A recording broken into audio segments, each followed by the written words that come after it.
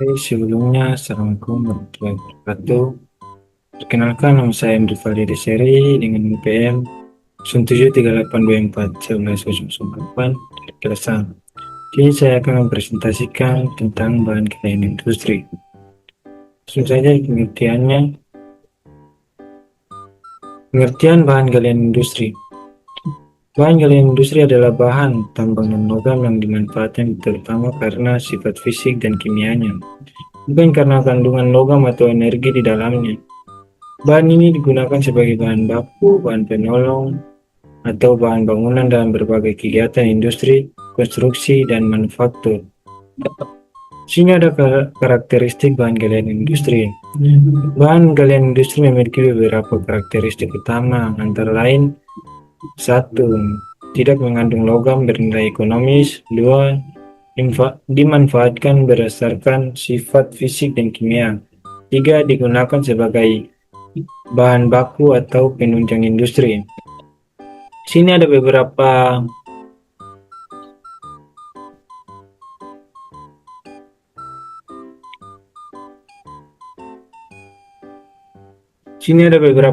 jenis.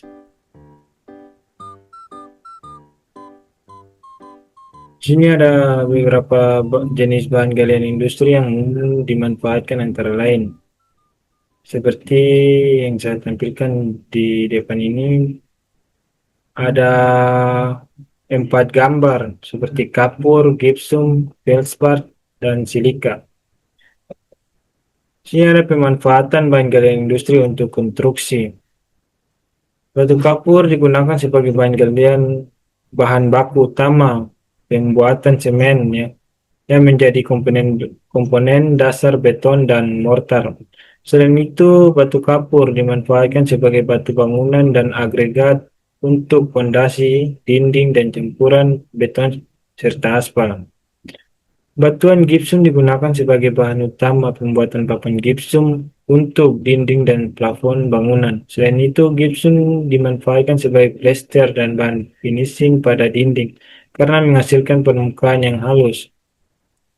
Fosfat digunakan sebagai bahan pelebur yang menurunkan titik titik leleh bahan sehingga meningkatkan kekuatan, kerapatan, dan kilap pada produk keramik seperti ubin, porselen, dan sanitaryware yang banyak digunakan pada bangunan. Selain itu, fosfat juga dimanfaatkan dalam pembuatan kaca bangunan untuk meningkatkan kejernihan dan ketahanan produk. Batu silika digunakan sebagai bahan baku utama pembuatan kaca bangunan seperti kaca jendela dan kaca dekoratif. Selain itu, silika dimanfaatkan sebagai agregat dan pasir beton untuk meningkatkan kekuatan struktur serta sebagai bahan campuran semen dan mortar. Sini ada pemanfaatan bahan galian industri untuk manufaktur. Pemanfaatan bahan galian industri untuk manufaktur pada sektor manufaktur.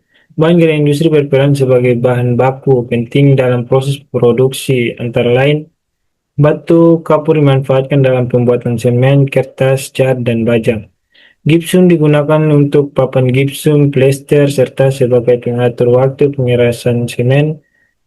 Felsfeld berperan sebagai bahan pelebur dalam industri keramik dan kaca untuk meningkatkan kekuatan dan kualitas produk. Silika memanfaatkan dalam industri kaca, keramik, pengecoran logam, dan elektronik karena sifatnya yang keras dan tahan panas.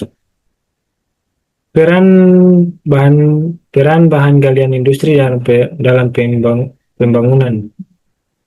Pemanfaatan bahan galian industri memberikan kontribusi yang besar terhadap pembangunan nasional, antara lain menjadi bahan baku utama konstruksi seperti semen, beton, kaca, dan keramik, mendukung pembangunan infrastruktur seperti jalan, jembatan, gedung, dan perumahan. Berperan penting dalam industri manufaktur untuk menghasilkan berbagai produk kebutuhan masyarakat. Mendukung sektor pertanian melalui bahan pembena tanah dan pupuk mineral. Membantu pengelolaan lingkungan seperti pengelolaan air dan limbah. mendorong pertumbuhan ekonomi, membuka lapangan kerja, dan meningkatkan pendapatan daerah.